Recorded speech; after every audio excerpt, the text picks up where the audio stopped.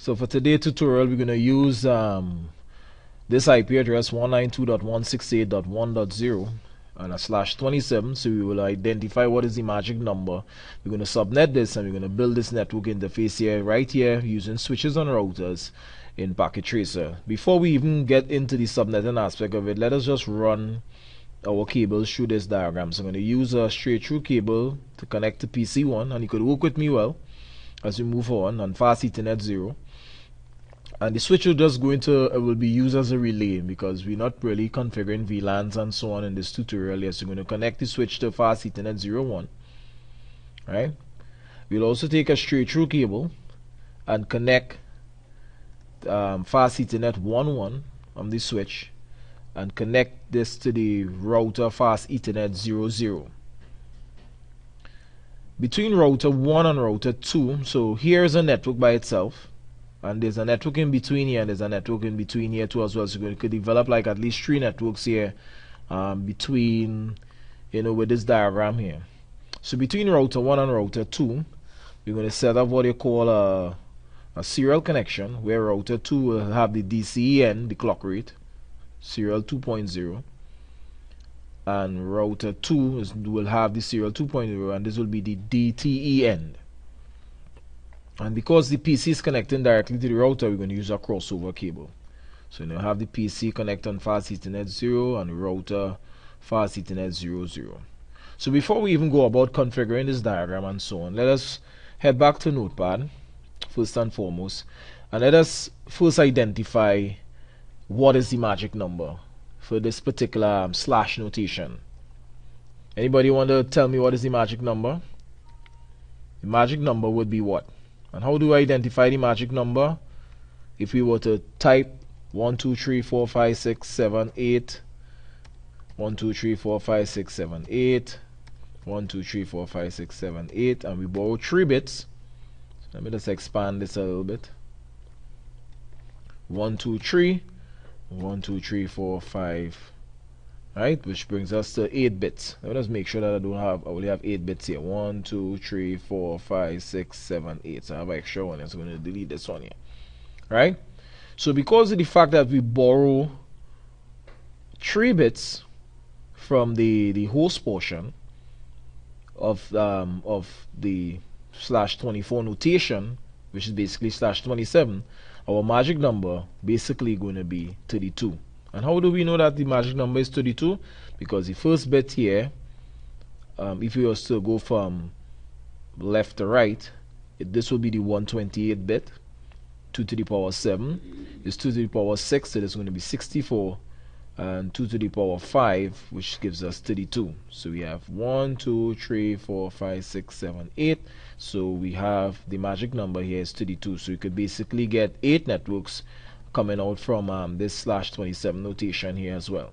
So what are the networks that we could get? So we could get 192.168.0.1.0 network that goes straight up to .31. Then we could get 192.168.1.32 that carries us straight up to 63. And then we have 192.168.1.64 that carries us up to 95, right? And then there's 192.168.1.96 that carries us up to 32 to that. And I'm going to pull out my calculator here because I'm just not feeling this maths this evening. So we're going to have 96 plus 32, which gives me 128. Alright? Alright, I'm going to stop here because I don't want to go any further than that, because we only basically want 3 networks. And I wouldn't be using the first network anyway, so I'm going to just take out this. But I'm going to be using this Packet Tracer exercise to configure 3 networks on it. And I'm going to start with the first network, 32. The network in between the routers and the switches, we're going to have its own network by itself too. We might do some variable length here as well. And the other network we're going to start from 96 to 128 and so on. So let us put this down in perspective. So first and foremost, I'm going to start with PC2. So PC2 would start with,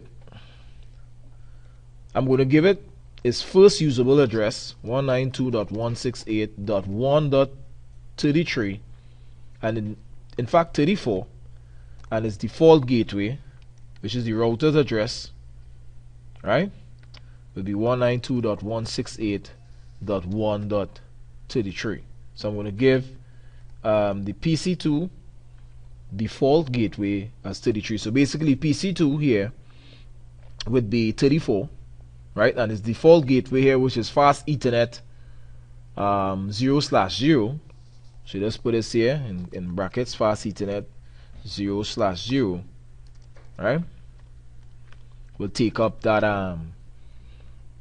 that address as the default gateway, 1.33, and the serial connection here now between serial connection 2/0 in router 1 and serial connection 2/0 in router 2, we're going to give each one of them an IP address on the second network, which is basically 64.95. But what we're going to do is going to do something a little different to complicate things a little bit. So these two networks here would be on a /27, right? For PC2, going to be on a /27 notation. So let's put this across here. Let's put it here as /27, right? So the subnet mask basically for this particular network would be 255.255.255.224. Right, this would be the net mask. So I'm going to put this as net mask, right, for that particular network, right? So I don't really need to put /27 here again, so I'm going to delete that. For the routers now, router 1, I'm going to give it its first usable address on the second network, which is the 64 network, because we're not using the 0 network in this case. I'm going to go 192.168.1.65 for router 1. And instead of having this subnet mask as a /27, I want to make it a /30 instead. So the subnet mask for router 1 and router 2, right? This next usable host would be 66. I'm going to give it its net mask as 255.255.252. Right? I'm going to do some variable length subnet mask here as well. So this is going to be like a /30. So I'm going to put a /30 here. Right? I'll put a /30. I'll put back the /27. Not to confuse anybody. Okay? So for PC1,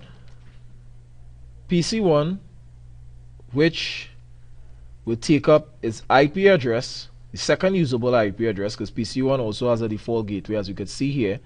PC1 has a default gateway and fast Ethernet 01 on router 1. So PC1 will take up 192.168.1.98, right? Because I can't use 96, and I want the default gateway, right, to be 192.168.1.97, right? So basically the default gateway for PC1 is this fast Ethernet here. So I'm going to put it here, fast Ethernet 0/0, right? And its second usable address will be .98.